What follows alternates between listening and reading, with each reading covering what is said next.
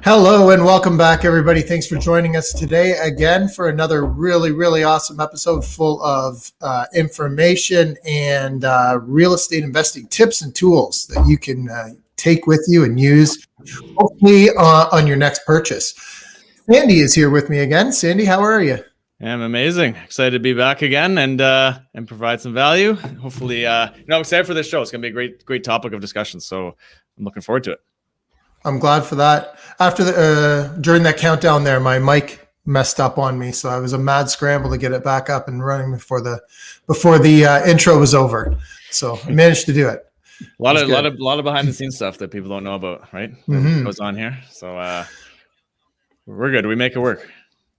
Everybody listening should go to our website, breakthroughreipodcast.ca. There you can download and get in contact with every guest and listen to every episode that we have recorded over the past 7 years. And there's still a lot of relevant information in all those episodes. So go back and listen to some of those. And as well, when you're there, you can pick up our free gift. Yeah, the ultimate strategy for building wealth through real estate. And you can also get on our email list. Never miss out on a show. Never miss out on an event or whatever we got going on. You'll keep updated on all that stuff. So go join our list there and don't miss out. And if you haven't done so, please leave us a rating and review on iTunes. Helps us out. You guys know this. If you haven't done it yet, I'm going to call you out and please just go over and, let us know what you think, right? It doesn't have to be all good, all roses. But, if there's something that you want to hear from us or a topic or a guest that you think would be good, anything, just go over, leave us a rating review. It'll help us place higher on iTunes. It'll help more people find the podcast, right? Because that's what it's all about, getting the information out there to more people. So, go to iTunes, leave us a rating and review. Anything else? Definitely do all that stuff. I mean, we've had so much great support over 7 years, but it really does help us and really helps us deliver the value that we've got here, and allows us to share with more people, and it's awesome. So always grateful for that support. I don't know, Rob, you got anything to talk about? You just came back from a little excursion. You were really shy about talking to the audience about this stuff while you were away. Didn't know how everyone's going to feel about it. I'm just going to put you on the spot and say you got to share a bit more now. Well, I mean, again, we left before any of the implementation of all of this, all of the quarantine rules sort of came into place, right? So once they did, I was just a little apprehensive, I guess, about talking about being away. But I mean, we didn't go away for a 2-week vacation. We went to go and sort of investigate the idea of living in Costa Rica.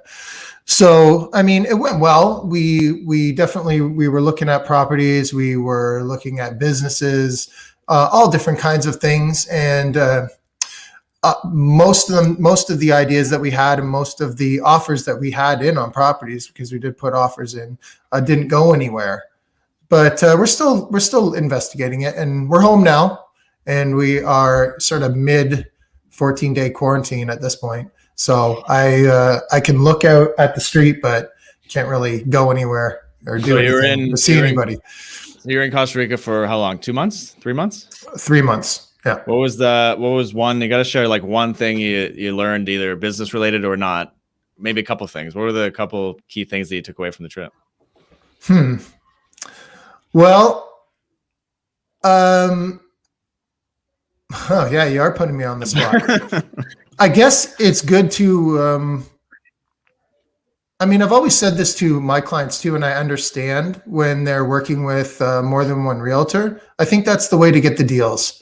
And I sort of learned it myself the hard way with sort of just working with one person.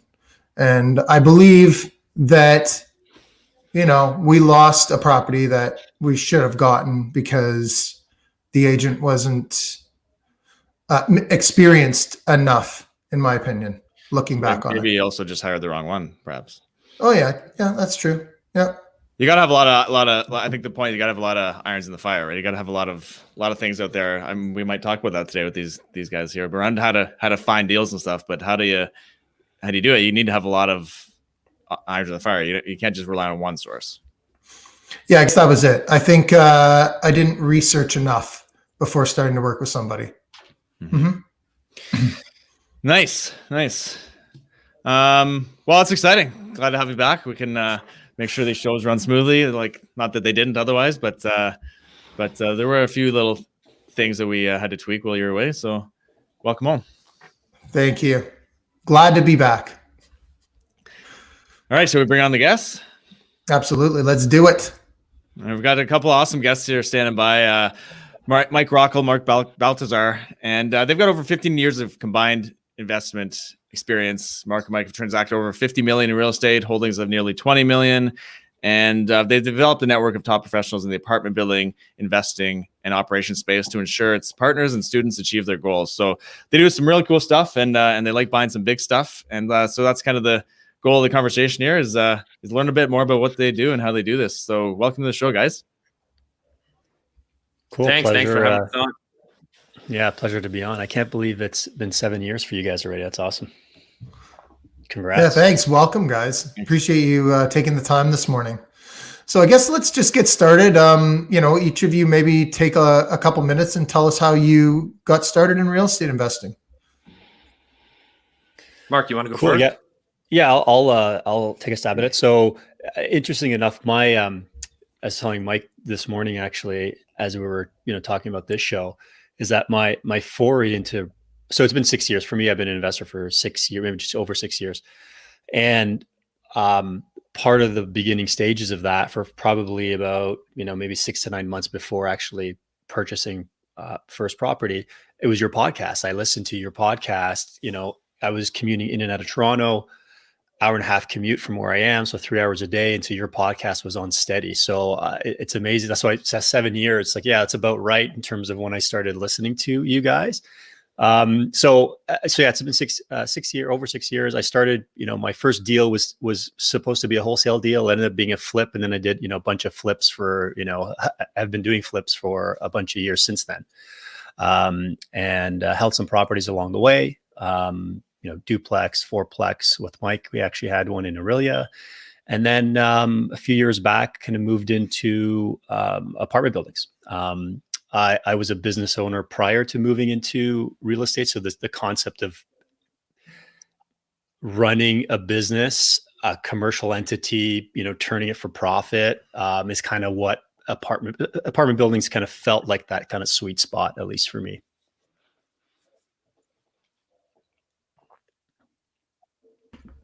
Okay, sorry.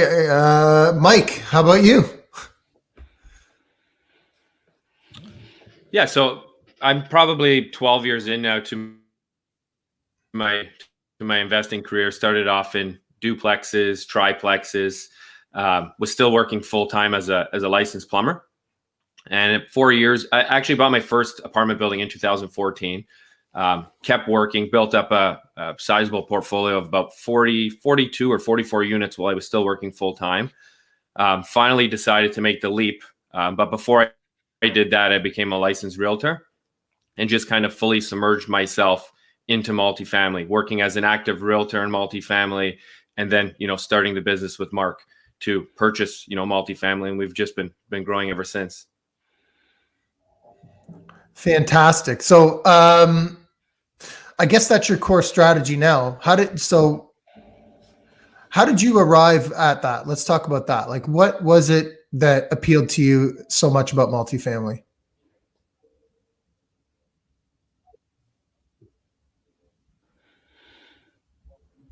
I'll take a stab at it, and then Mike, if you want to jump in.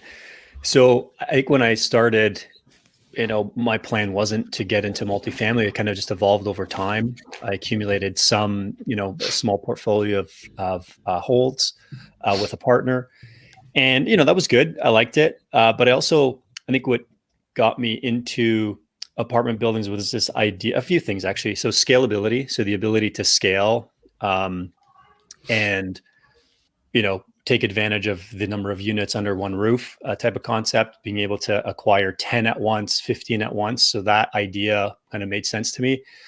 The light bulb really went off. So I took a course early on. Probably this was about 2017, end of 16, perhaps, on just how the apartment building space worked, how to evaluate, how to underwrite and such.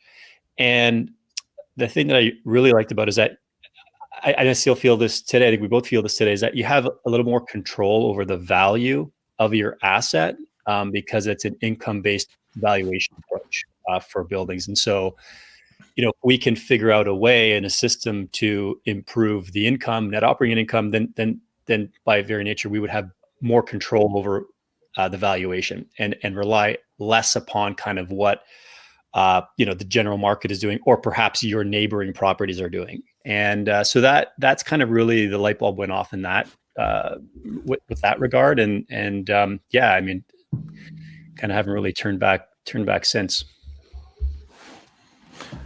And Mike, what about you? What was so appealing about the apartment buildings or multifamilies? So two things for me. One, I was not able to qualify for mortgages. So that was becoming a roadblock for me. I was constantly looking for, joint venture partners. And, after some time, you kind of get tapped out. And then the fact that multifamily is that much more stable, right? Like depending on residential homes, interest rates, this, that, it affects more residential side of things. Multifamily, like Mark mentioned, is just income based. If you can increase that NOI, the value of that building is going up, right? And then in terms of scalability, right? Where do you want to be? If you want to get to 500 units, 700 units, 1,000 units, what do you believe is the quickest way to get there, right? So that's where multifamily came in, and that became, a strategy for me to move forward. Yeah, those are all good points. Makes sense. What about the management side of it too? Do you find that there's some efficiencies in that too? Obviously, if you have 40 units in one place versus 10 different properties with 4 units each, I guess you kind of touched on that with the control of the asset, right? You need a little more control having it in one place versus 10. Yeah, I mean, it's an economies of scale thing too, right? You have one roof, one boiler. It's all in one location, very easy to manage. It's one kind of like a one-stop shop rather than having to go to multiple houses, deal with multiple furnaces and things like that. So yeah, it definitely becomes more efficient. And I have some bigger clients too. And as you get familiar with the space, you just tend to get bigger and bigger because it gets more efficient, right? Where, there's some clients dumping 20 and 30 unit buildings because they want to buy the 70s and 80s now just for that, efficiency reason. Right? Doesn't make sense for us at this point. And as you keep growing, the smaller stuff becomes less efficient. And I'm sure you guys heard, Grant Cardone talks about not buying under, I think it's 32 or 34 units, just for that very reason that it's less efficient. I was going to say, and then the other thing too is, and I experienced this with a duplex that I have, one tenant left, and trying to fill that unit. Not hard to fill that unit, but the other tenant was difficult, and so made it hard to actually fill the unit. And so now I've basically 50% vacancy on that one duplex. Whereas, for easy math, on a 10-unit building, one person's leaving, your vacancy rate it doesn't affect the income stream as much, right? So I think it goes back to what Mike was saying too, is just the stability of the asset. Like things happen, of course, like in any property, but I think you have a little more a little bit more of a buffer when it comes to multifamily, because you just have more units, more to play with. Also, the mistakes could be bigger too. That's the other thing. Yeah.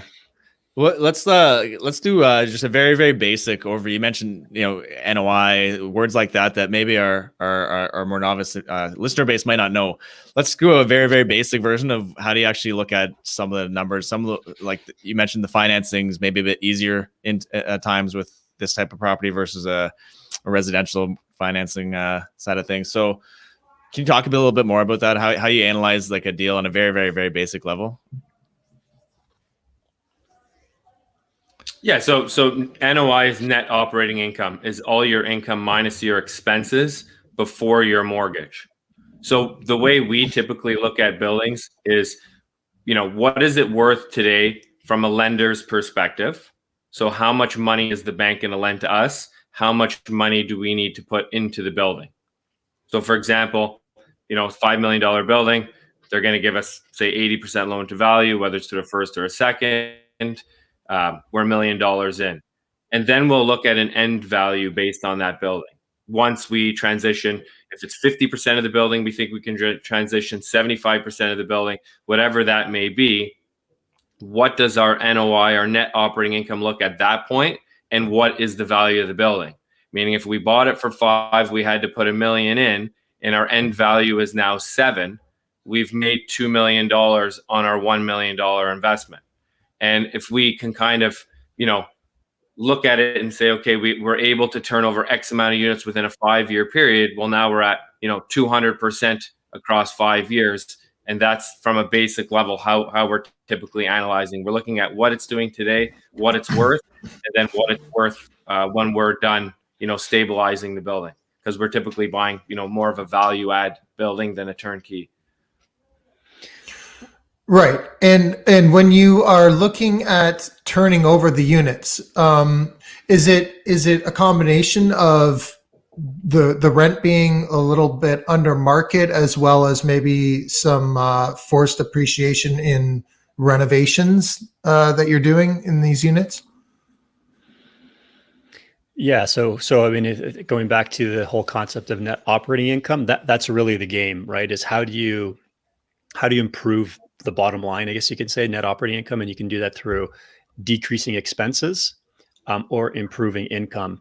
So our model has been, at least I think most of the apartment buildings that we're operating today, has been to turn over lower paying units into higher rent units, and that's typically requires some sort of renovation.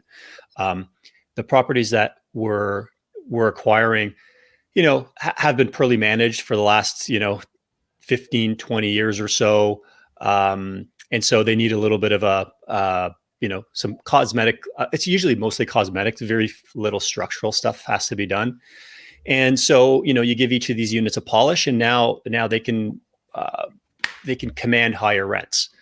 In some of the properties that we have going on right now, we're also adding units to it as well. So that's a little bit of a bonus, right? So for example, one of our 18 units in Hamilton will end up with 22 units plus a whole bunch of those 18 turned over.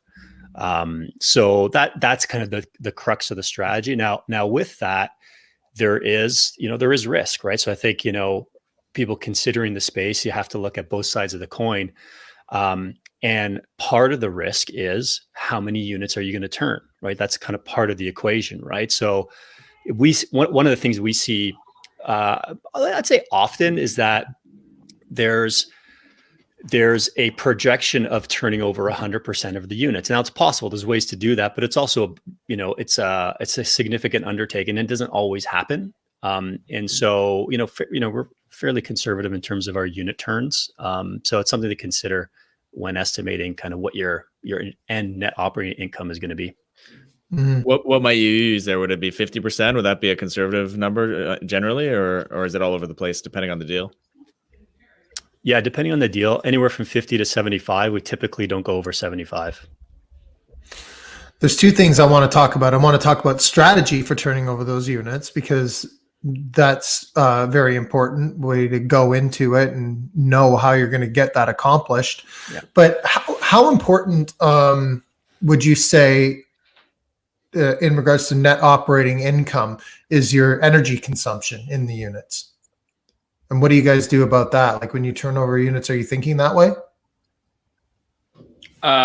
In some of the buildings, like we're firm on a building now that has, baseboard heat. Mm-hmm. The tenants are paying for their own electricity, so it's on them, but that also hinders their ability to pay more in rent. So, we've put a few of these ductless AC units. They're ductless mini splits. They have heating as well. We're kind of exploring those P-Tech units. They're, the heating and AC units that, hotels typically have. And what you're able to do in a lot of cases is kind of tone your boiler down, right? So now the boiler heat. No, I think we lost them.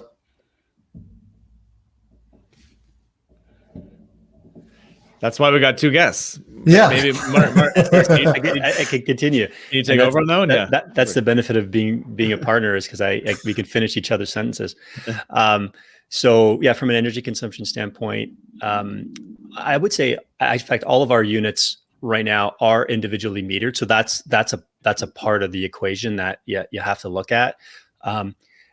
We actually this week we did look at a building where it wasn't individually metered. So the expense, the operating expense, kind of the hydro operating expense for the landlord was, I think it was about $18,000, which is fairly expensive. And so one of the ways to, again, improve net operating income by reducing expenses is to eventually add sub-metering or individually meter each of those units. Now you have to do that on a turnover, a unit turn, because you can't just all of a sudden add hydrometer to a unit where there's a tenant in there and then now add it to their lease. You can't really, I mean, unless they agree, which, I don't know of a tenant that's ever agreed to that. So from an energy consumption standpoint, that is one way to do that. As Mike was saying, in terms of the ductless ACs, so that's electric, it's a hydro charge. So that kind of goes on the tenant if they want to, if they decide to use that. And, from an efficiency standpoint, we're LED lights and all that kind of stuff, making it more efficient throughout common areas as well. So common areas in the apartment buildings that we're taking over, at least the ones that are a little more run down, perhaps poorly managed, incandescent lights exist. So that gets all swapped out so that we can at least reduce common area expenses as well. I wonder if they because those units that you're talking about, the in-wall have like Mike was saying, they have heating and air conditioning. Yeah. Where I think a lot of times, like in those buildings that you're talking about, when you take them over, they don't have any AC. So that might be some kind of a hey, we're willing to add AC. Yeah. Are you willing to take on the payment? Might work out. Yeah, it's so our experience is that it's worked out. We figure that we're able to, again, in the market that we're in. So we're in Hamilton, mostly BREI as well. So kind of Golden Horseshoe. Our estimate is that because we add those, and now they're about $3,500 per unit, give or take, right? Mm-hmm. So also, it's an investment. And in fact, it is that, because we think we can get about $100 at least or so, give or take, depending on the area, $100 more per month from the tenant for having that kind of, to say, in-suite AC. Okay, gotcha. And Mike's back now. Hey, Mike, you're back with us. I think he might not be able to hear me. All right. Well, anyway, so let's talk a little bit about strategy then for those turnovers. How do you guys go about that? Yes, we can hear you. Yeah. Yeah. So, okay. So we have a 3-step process basically. So, okay, maybe it's 4 actually, when you think about it. So first and foremost, the turnover strategy starts, I think, or at least we're looking at it before we even acquire or go firm in a building. So that's kind of part of the evaluation and underwriting, is when we're looking at a building, is estimating how many of these units are potentially going to turn over. And you never know, right? I mean, you never know. That's part of the, I wouldn't call it a guess, but an educated guess or hypothesis as to kind of how many you're going to turn. And that's dependent on a bunch of things, right? So tenant profile, if it's older single males, unlikely that they're going to move. And they've been there for a long time, unlikely that they're going to move, right? Now, they may, with a cash for key strategy, which we'll kind of get into as kind of as a later step in our process. So step 1 is, how likely are the tenants in that building going to turn over? So millennials typically turn over a little bit faster than others. Maybe younger families, once they start growing out of their units. So there's going to be a natural turn rate. So let's say, we decide, okay, this building is going to produce enough of a turnover that makes sense for our model. Now we acquire it. Basically week 1 to 4, we'll have a conversation with each of the tenants, and, one, introduce ourselves as new manager, either ourselves or a property manager for that market. And we'll say, listen, we're we're about to kind of undergo some significant renovations. It may take, and again, this, honestly, it could take 12 months, could take 18 months, could take 24 months. What are your plans? Here's what's coming: noise, dust, etc. Typically, what we'll find, and the rate I say is maybe anywhere from 10 to 15% of units or so, we'll say something like, yeah, you know what, we've already been considering it, kind of, we thought about it, right? And people in general are complacent, just in general. And so, yeah, we've been thinking about it for a little while. Or, if it's an older tenant, yeah, my kids kind of want me to move closer. So this sometimes is just the nudge that they needed to kind of move on. So you'll get people that will move just, by having that conversation. Then, we'll see how many turnover at that point. Then at some point we are prepared to offer, and again, depends on the building, depends on the strategy, depends on how much they're paying, a cash for keys type of strategy, right? So helping with moving costs, paying first and last month's rents of their next building, helping them find another place. So we'll have a team member on our staff do that, right? So that kind of just helps the process a little bit. And then once construction starts, people just tend to move naturally. So that's kind of that's our process. Again, it's art and science, really. It really depends on the building, depends on the tenants, and it's about building kind of that relationship with people and having that conversation. Makes sense. And then where do you find most of the opportunity in these buildings? There's really two sides of it, as you mentioned. There's the increased revenue or decreased expenses. Is there a lot of missed opportunities? And the increased revenue seems to be pretty obvious for most people. I think maybe some people can't see the inefficiencies in the expense side of it. How do you actually analyze that, or how do you find out? Like, is that just you get your pro forma or your financial statements from the buildings? Typically, you see them on MLS, you see some numbers. How do you know if they're running efficiently or not? How do you analyze that stuff?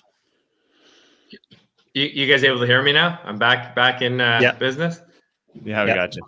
Perfect. So just to touch base on that. So typically, just being experienced, we know what a water bill should be approximately for 12 units, 18 units, and you can kind of break that cost down per unit, right? And then you kind of gauge, hey, there must have been in their utilities, like toilets, low flow plumbing fixtures, things like that. So what we've done now is we've actually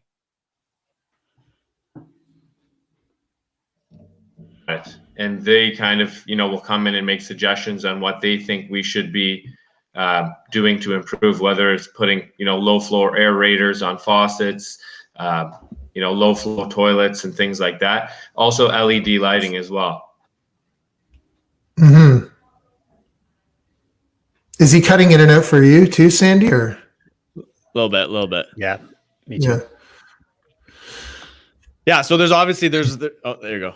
Well, anything else? Sorry, we missed who it was that you had come in to do that assessment. Who do you guys use for that?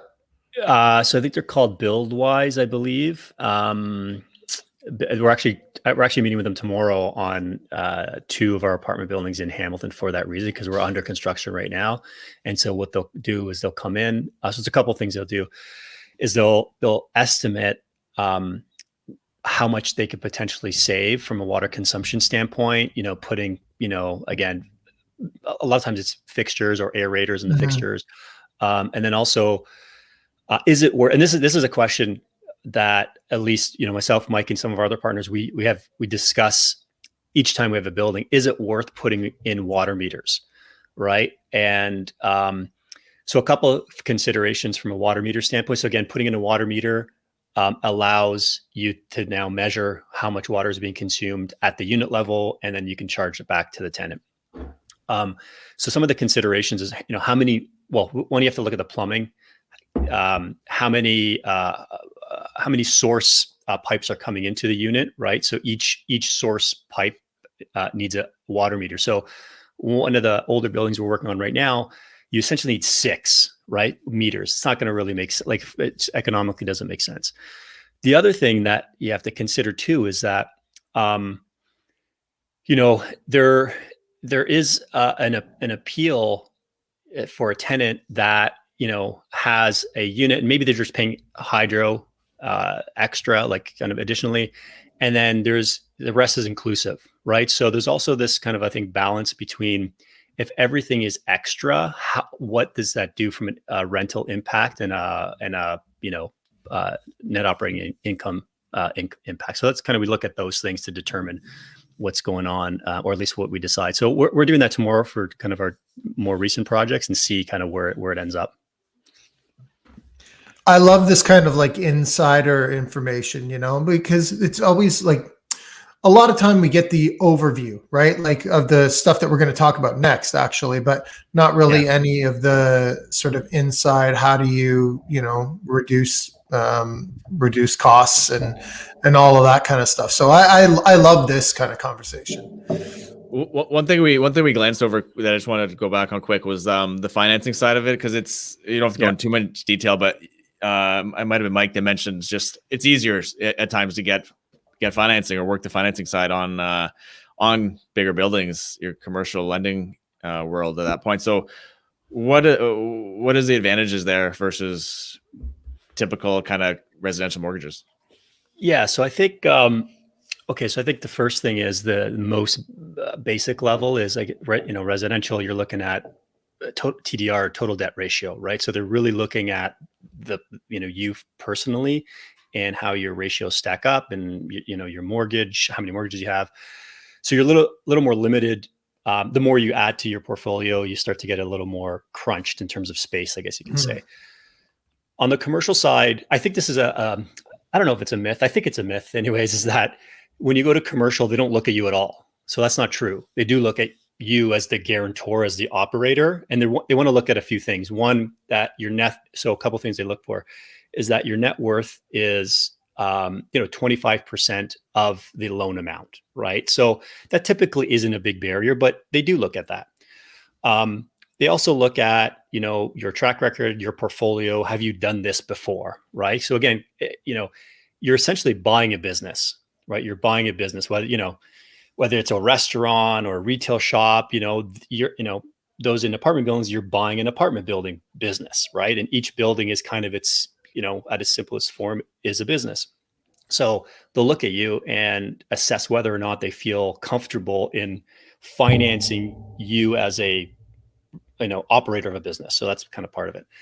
But the primary criteria is the asset itself, right? So does this thing, does the building produce enough income to support the financing terms that are being asked for? And also, does the lender believe in the strategy that you've laid out, right? So that's kind of in a nutshell, kind of what it looks like. So it's more about the property on the commercial side, but they do look at you as well, to some degree. You don't necessarily need to show a nice fat T4 statement, I guess, is the big thing. Because a lot of people, a lot of business owners, things like that, might have challenges financing a duplex, right? Even though they have great big business with lots of income, maybe they're not showing all the income they make, right? Or they're efficient from a tax perspective, I guess. So so there's definitely some reasons to get into this just from a qualification standpoint. For absolutely. Some of the smaller opportunities. I wanted to ask you, so obviously the area of any given market is very important, but are you tied to a certain market, or do you guys just look more so at the building itself and the area in whatever market it's in? So we're evolving as well in that regard. So I think up until maybe about a year ago, we were just really strictly Hamilton. It's what both Mike and I knew well. I think there's still good opportunity. And it's not that we're ignoring Hamilton at all. In fact, we're continuing to look there. What we found, though, is that it's becoming very competitive, more and more than it was before. And also inventory is a factor, right? So I don't know what the ratio is. You guys might know better, like single family homes to apartment buildings, but it's way more in favor of single family homes, right? So there's fewer things to buy, or fewer assets to buy in apartment buildings. So and part of the model is you got to kind of own and acquire these things. So with competition has forced us to look at other markets. So BREI is one of those. So we're just going to close on another, our second apartment building in BREI. BREI is a good market, good economic fundamentals. We are also looking now outside of those areas, as far as well. And we've put offers in Kingston as well. So we're kind of expanding our horizons that way. In terms from a criteria standpoint, the market still, so we're not going into really, really small markets where the populations are really small and the cap rates, I don't know if we're going to get into cap rates, but the cap rates are a little bit higher. We haven't really decided to venture, for example, as far as Sudbury or even North Bay. We like kind of more populous kind of areas, just from a fundamental standpoint. But yeah, we're definitely looking at the market. So within kind of that wider range, then we'll look at, okay, the building has to be purpose built, right? We're not fans of larger kind of big mansions that are chopped up into units, just kind of not our strategy. Purpose built, 12 plus units, 12 to 30 would be great. With parking, again, can attract kind of upper market rents. So is part of the reason for not looking into like Sudbury or North Bay or that kind of thing because, well, I guess this is a better way to ask. How involved are you? Like, are you on site? Do you buy some of these buildings without seeing them based on the advice and people that you have worked with? Yeah, so we've not bought a property sight unseen or having other people kind of walk through it for us. We'll do that. So in terms of the distance part of it, like happy to go up to Sudbury and look at a building if it made sense. I think right now my hesitation is just the economic stability of a region like that. I think when it's good, it's good. When it's not, it might not be. So it's just that level of comfort, I think, for me, at least at this point. Now there are benefits to places like that, is that you're cash flowing, significantly right off the bat, which is also, a part of, it's a strategic kind of question that everyone should be asking themselves is, do you need cash flow right now? How much cash flow? And if so, go to the region that provides that amount of cash flow. So I see those as more cash flow plays.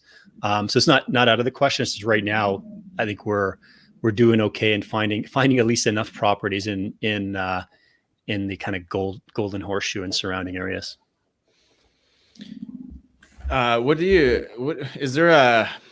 You mentioned cap rates. I know that's a factor when you're looking at these properties. It's not the be all end all, especially on the purchase, because if the value adds there, yeah, kind of irrelevant, right?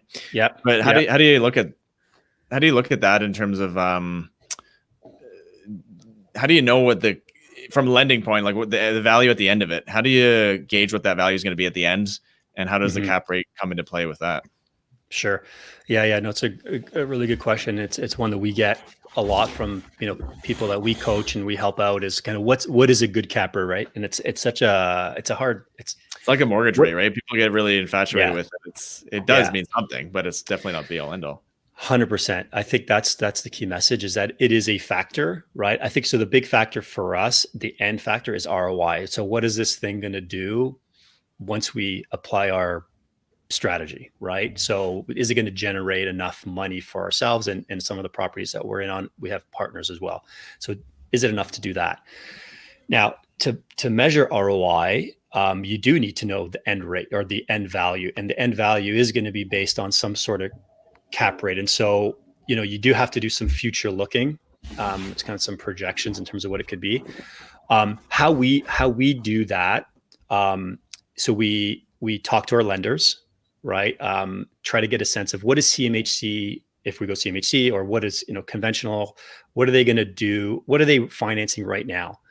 And what is that going to be in the future? So our future look, I think we're fairly conservative when it comes to underwriting. When we're projecting out 5 years or building out a pro forma, we typically don't factor in a ton of cap rate compression. So meaning that, cap rates over time will start to shrink, and the value of a property is the inverse of that. So as cap rates shrink, property values kind of go up. So we typically, so for example, if lenders are financing a turnkey building today, because that's what we're turning our buildings into, turnkey buildings, at a 5% cap rate, our pro forma will estimate the value of that at a 5%. Maybe we'll shrink it a little bit to 4.8, for example.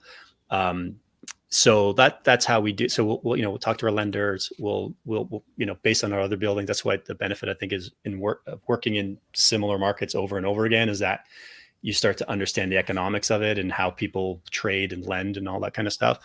So, but again, it's not a science either, right? It's it's a little bit of science. You need to get a little bit of science. You mash it together with some experience, and you hope that you kind of come up with something close to reality. So, like, let's take Hamilton for an example. Is there like a sort of an overall cap rate that they would use for the city, or does it depend on other things? So we're in our projections for Hamilton turnkey buildings. So we have 4 buildings in Hamilton right now that are undergoing some sort of improvement process. Mm-hmm. Our end valuation is based on a 5% cap rate. We've been talking to lenders recently that have been financing similar buildings like ours will be at about a 4.75 and a 4.8. So I would say maybe could be conservative, 4.8 to 5% cap for a turnkey building that a lender will finance. And do you find that out just from talking to different lenders, is it dependent on the lenders, or is there some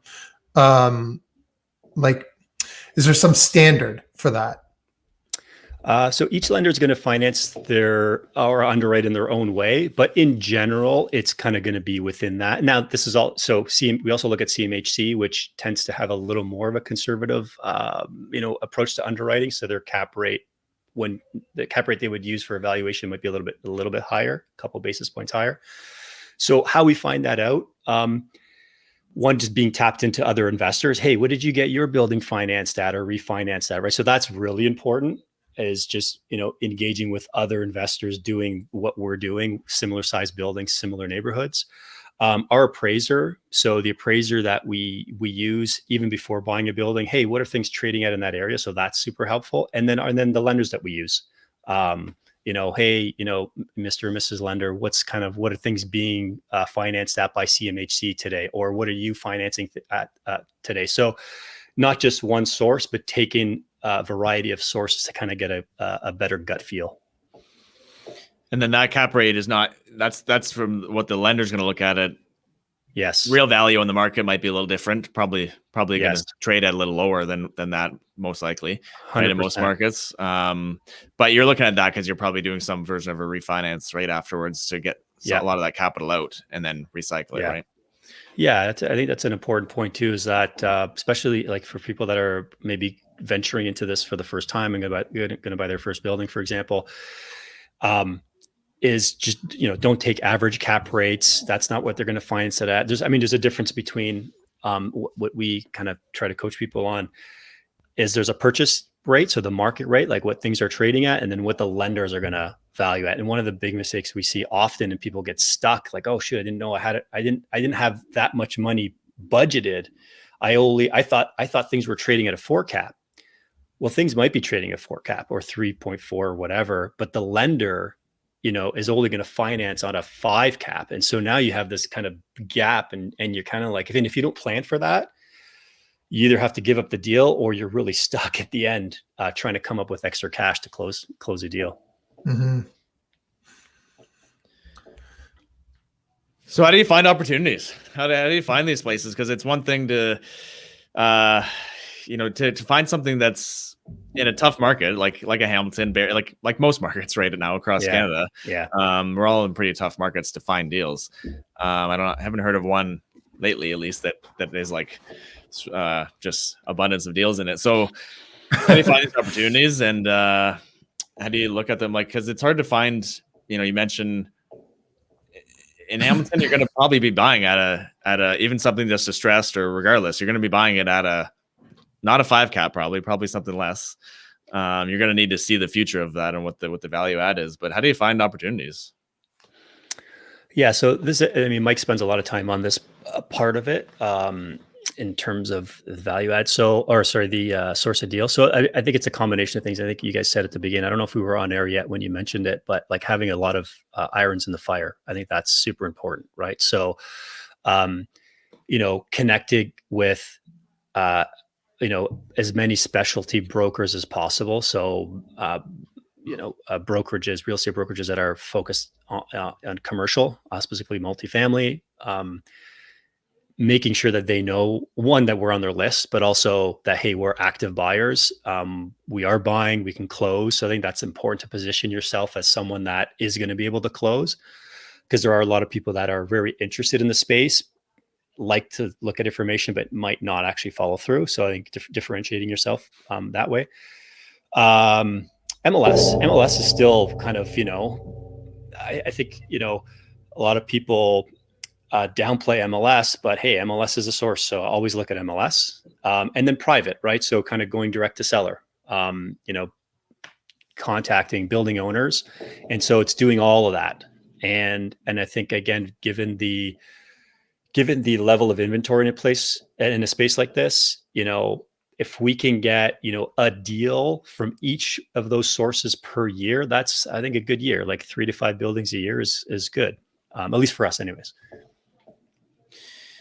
Yeah, you got to spend maybe 2-3 years, depending on the size, to turn them over, right? It takes a little time. That was one of the things I was going to mention too, just on the cap rates, is you got to understand it might fluctuate, because you're not turning these over and refinancing in a month, or Yes. 6 months, even, like a That's lot of right. smaller, a duplex you might turn around in 6 months or less, versus you got to remove tenants, you got to do a lot of work over time. Like, this is a couple years, 3-year project, most likely. 100%. Yeah, it's a process. So like, most of the stuff we're projecting, like our kind of stabilization process or period is 36 months typically. Some are a little bit faster, but it's typically not shorter than 18 months, and typically not longer than 36 months. So it's kind of 18 to 36 month process. So if you were bringing in, you said you do some with partners. When you bring in partners, what does that typically look like in that sort of deal? Like, are they parking their money for the 3 years, or for up to 3 years sort of range, or how does that work? Yeah. So it is somewhat project dependent. So some of our more significant value add. So I think, yeah. So short answer is yes, they're parking their money, let's say for 5 years, for example. Now each deal is structured. We try to keep things, pretty cookie cutter from how we do things, just simplicity, just kind of repeat the machine. But some of our more significant value adds are on a refinance. We are able to, just like a single family BREI, we can, we'll take some capital out on a refinance, and our investor partners will get some of their capital back. And that ranges, right? It could be 20%, as low as 20. It could be, as high as 50, and sometimes more. It really depends on the project. And then they're in for, a 5 or 7 year period. More turnkey buildings. So again, we just acquired one in BREI. That one is performing really well right off the bat. So we're actually going to be able to go with like a CMHC kind of 5-year financing. That one, unlike most of our other projects, can actually pay cash flow right off the bat. So that's kind of an interesting feature, one for us and our partners. But that's typical. Yeah, it's kind of it's a 5-year period. Okay, well, I think that this might be a good time to transition into telling us a little bit about the podcast that you do, and the reason why I'm asking is because I was sort of curious of where you guys are finding your partners, right? And I think maybe this has a little bit to do with it. But tell us about the podcast. Yeah, cool. No, I mean the podcast. So the idea came. So I was in the US maybe 2 years ago. So I went to a multifamily conference, and really my goal in Dallas, which is good, like a big hub of activity for when it comes to multifamily and transactions, and some of the a lot of the national players have head offices there. So my goal there was really just to see, because US, I mean, as you guys know, in a lot of industries, at least the industry that I came from before, they're typically like 2 or so years ahead from a development standpoint, growth standpoint, innovation standpoint than kind of we are here in Canada. So my purpose was to go there and kind of see how are these guys scaling, because it's not uncommon to have, you know, guys equivalent to us that have 1,000 units, 1,500, right? So that's kind of more the norm there. So I went there to figure out how to scale. So the big kind of idea that came out of that was, start a podcast, one, gain attention and position yourself. So our podcast, was started primarily just to educate people about apartment buildings. What I saw, so my background is marketing and brand positioning and kind of helping companies kind of figure out what position they should carve out in the market. What I found coming back from that conference was that there was a ton of Canadian real estate podcasts, but there weren't any kind of, at least for mom and pop investors or those wanting to get in, about apartment buildings specifically. And so thought that, okay, let's start this thing and let's do it quick before there's others that jump in. So again, the goal is really to educate people. Since then, I think we've been doing that for about 1.5 years or so now. Some good traction. So we do get partners reaching out to us because essentially, I mean, just like you guys are, you're talking about, you have guests, but I think when you're talking to guests, your own tendencies and philosophies come out and people get to know you just based on listening to you. And so that's kind of, it's interesting. I'm sure you guys get it too. You talk to someone that you have maybe not have talked to before, but they're like finishing your sentences and they know what you think and they know how you think. It's like, holy cow, that's pretty amazing. And that's kind of the power of the podcast. So it has helped from a partner standpoint for sure, because they are better understanding of how we see things and how we see the world, how we see investing, how we see real estate. And if they like that, cool. And if they don't, cool. They already know kind of what we think. The other thing that it's helped us do is we do help with, we do coach people that are starting or at least wanting to get into the space, and we kind of offer courses. So it's helped with that kind of business as well. And did you mention what it was called? The Canadian Multifamily Investing Podcast. And where can people listen to it? Yeah, so we're all on the kind of major platforms, Google Podcasts, Spotify, Apple, all the platforms that people typically listen to. So many now. There's so many. I know. Everywhere. I know it gets syndicated out there. So yeah, it's been fun. And I mean, I'm sure like you guys too, right? Like you get to meet new people, you get to learn a bunch. Like we learn a ton from different people. We've been on a spree lately to get different multifamily investors from across the country, just so that our listeners can get a better understanding, not just of the markets that we're in, but New Brunswick, Nova Scotia, Alberta, Montreal, so yeah, it's been cool. We enjoy it. It's as you guys know, there is a lot of background work and stuff like that, but it's definitely rewarding. Have you explored any other markets like that? Seriously explore them, I guess, not just explore. I'm sure you've lightly kind of looked a bit, but there's some different rules and regulations, obviously, across the country, which in Ontario is most of us know is not probably the most landlord friendly province by any means. Have you looked at some other ones that maybe have a little less stringent on some of those rules that might be a little more advantageous for this same strategy? Yeah. So, Alberta is one, definitely. Their landlord, their tenancy acts are a little bit different. So there's no cap, right? There's no rent control. So that has different dynamics. Also, Nova Scotia as well. New Brunswick too. Nova Scotia didn't have, and again, this was all learning kind of through one of our guests that is, entrenched in that market. They hadn't had rent controls until literally about 2 months ago, where what was happening is that there's a lot of investment coming from out of province, from the west, all the way kind of across in Ontario as well, going to that province because of that, as well as the property values were a little bit lower, so cash flow is a little bit better. And what was happening is that I think they just saw that tenants were being negatively affected, so they've temporarily now put rent controls just to kind of, I don't know how long it's going to be in for, but so we've looked at at least kind of at the surface level, Alberta, Nova Scotia, and New Brunswick. Yeah, rules are always changing. Ontario's got some frustrations around that. That's for sure. Yeah. What's next for you guys? What are you guys working on, or what do you got coming down the pipeline? Anything else exciting on either like acquisition side of things, or even just building out the more educational piece of your business? Yeah, I think so a couple things. So in terms of the education, I mean, our we're just about to head into kind of our third kind of round of training, where we kind of teach people basically how we acquire apartment buildings, kind of give all our stuff. So that's been working well. So our plan is to continue doing that, a couple times a year, and then just take on just what some clients one-on-one, just to show them how to do that. And so that will continue. And then we're looking right now from I think we're at a stage where we have enough units to start bringing some more functions in-house. So right now on our team, we have 2 marketing people that help with all of our education and marketing functions. But now, property management and maybe project management is kind of the next kind of, step to bring in-house to, again, because again, we have enough units that will allow us to do that. So that's kind of the next step.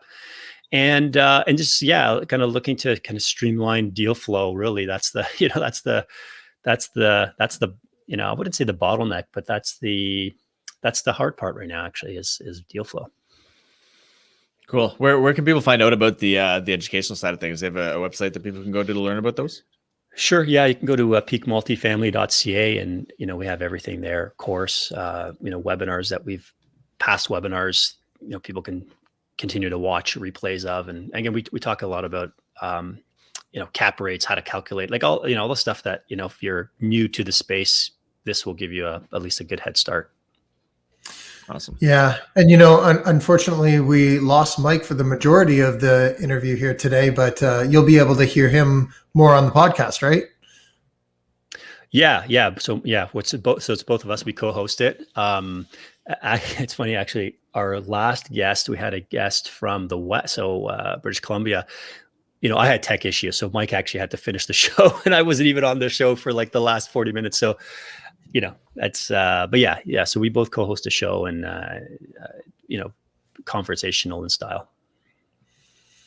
All right. So one last thing, we're gonna pull out a little bit of advice from you right now. Is there a quote or a piece of advice that you got that's always stuck with you?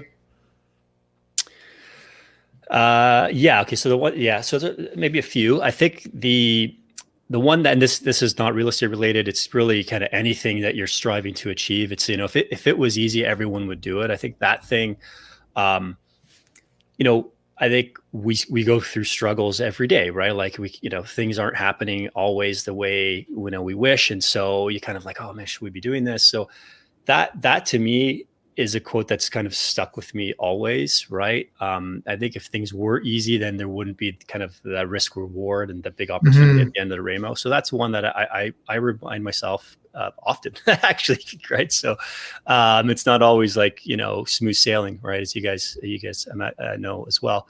And then the other thing that I think is real estate related is to get started, right? I think like, I see so many people that have, thought about doing, and it doesn't have to be apartment building. It doesn't really matter. Listen, my first, so I didn't get to this into in my intro. I waited and I thought about investing in real estate for 5 years before I actually got into it. And that's a regret, for me. Right. And I thought about it for 5 years, like it's crazy. And then I finally got into it. So I think if you're thinking about it, if you're still thinking about it, you're kind of late to the game. Just kind of get into it in some way. Now, I'm not saying get into it blindly, right? There's so many resources now, like everywhere. Like it's like we're in an age now that you really find out everything, anything, anywhere, at any time. There's really no excuse not to get started. I mean, you guys like really, it's my foray into it and learning was your podcast in the beginning, and that kind of that showed me what I know and what I don't know. Okay, what do I got to go dig deep into? I think that's what the good thing about podcasts is, it kind of figure out what should I really be studying more. So I think just get started. I think that's the big thing. You can probably get enough education to start in like a matter of months for sure. 100%. Probably in a month or less if you really went at it hard, and before you really should be just taking action and gaining some knowledge through experience. Yeah. You know, you're always it's not going to be easy, right? You're going to kind of hit bumpy roads, maybe get a coach, right? So I think that's the other thing. You can go a little bit faster. I think with everything that's available, I think anyone can take the steps to get into it. You could probably get there faster if you work with someone who's already done it, right? Because they're going to show you the mistakes that they made and kind of what not to do. But yeah, you know, there's really no excuses now. It's funny, as philosophical as that sounds, that piece of advice to just go do it, you know, it is probably the most practical piece of advice that you can give as well, right? Mm-hmm. And like you said, Sandy, I think we've said this on the show a bunch of times. It's like, you just need to decide that that's what you're going to do. Give yourself a time limit and say, you know, okay, I have decided to do it. Now I'm going to educate myself to a certain point. You can educate yourself forever and not take action, but you got to sort of draw a line in the sand and say, this is how long I'm going to take. I'm going to educate myself in this time, and then I'm going to do something, right? Yeah. And keep on learning after that. Yep. And your piece of advice reminded me of, I think it was Jim Rohn. I'm pretty sure it was Jim Rohn that said, don't wish it was easier, wish you were better. Mm-hmm. Right? That's always one of those ones that sort of relates to what you were saying there too, right? Yeah. So I've always liked that one. Yeah, no, I like it. And what you said is funny. My wife and I were literally having this conversation last week about big decisions, right? Is it harder to kind of go through the steps or harder to make the decision? My perspective was, I think it's harder to say I'm going to do it than actually go through the steps. Yes, you got to go through it, but to actually commit to something, that's the hard part, right? Is commit to do something, then now go do it. Right now, it's going to just head down execution. But I think it's the deciding up front is kind of the tough part, actually. Mm-hmm. Yeah, a lot of people want to hang around the fence for a while. Yeah, it's comfortable there. It's very comfortable. Yeah. Wow. Well, thanks for sharing everything today. You know, we do definitely appreciate both of your time. And thanks for sharing about the podcast. I'm going to check it out as well. I'm sure that there's a lot of people that are going to go check it out now. So, yeah, I mean, I just appreciate you coming on and sharing all this. Yeah. Thanks, guys. I mean, thanks for giving us the airtime just to share a story. And yeah, happy to continue kind of, you know, talking to people and kind of sharing. Again, we're only sharing what we know, right? I mean, that's kind of our model. We can't really share anything else. It's kind of, here's what we've done and here are the mistakes we've made. And hopefully people can take something from that. Well, you guys have done a lot. You've taken action. You haven't strayed from your words of wisdom there too much, at least. You've done a lot. So congrats. Great success in 6 years, you said. That's awesome. I'm glad that maybe our show inspired you a little bit to do it. Maybe it was a piece of it. That's awesome to hear too. We love hearing that. Mm-hmm. That was cool. I guess the best way to get in touch with you guys is peakmultifamily.ca. Yeah, all our contacts there. I mean, Mike and I are pretty active on social. You know, basically, LinkedIn, Instagram, Facebook. You know, we're there posting stuff. You know, doing. I know Mike's a realtor, so it's not too hard to find him. Yeah, that's right. Pretty easy. That's right. Well, you can find all their contact information in the show notes as well. So if you missed any of those ways of getting in touch with them, then just go over, click on the show notes, and you'll be able to get in touch with both Mark and Mike. So again, just appreciate it all, and it was really good talking to you. And I guess everybody, oh, well, wait a minute. I got to find out how to get in touch with Sandy. If someone wants to get in touch with Sandy, how would they do that? 289-389-6846 or sandy@mckrealtynetwork.com, which you can see on the screen if you were watching on Facebook or YouTube, which everyone, if you're just listening, you should come join us next time on the show when we're live. Wednesday is 10:30. Every other Wednesday, 10:30. Every other Wednesday, 10:30. Let's say. Yeah, you can reach me at rob@mrbreakthrough.ca. So I guess everybody, we'll see you next time. Thanks for listening. Thanks.